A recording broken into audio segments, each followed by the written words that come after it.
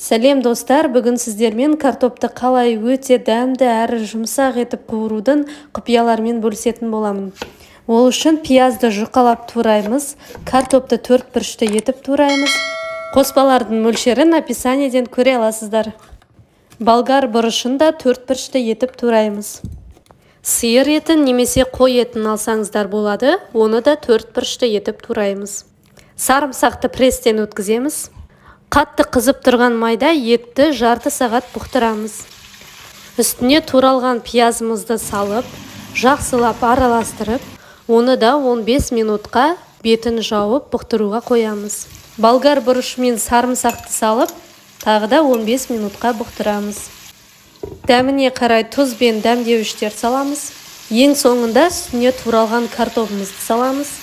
Жақсылап араластырып 10 минутқа жай отта бұқтыруға қоямыз. Келесі кезекте үстіне укроп пен соя тұздығын салып, жақсылап араластырып 30 минутқа жай отта бұқтыруға қоямыз. Осымен біздің асымыз дайын. Менің рецептіммен дайындап көріңіздер, каналыма тіркелуді ұмытпаңыздар.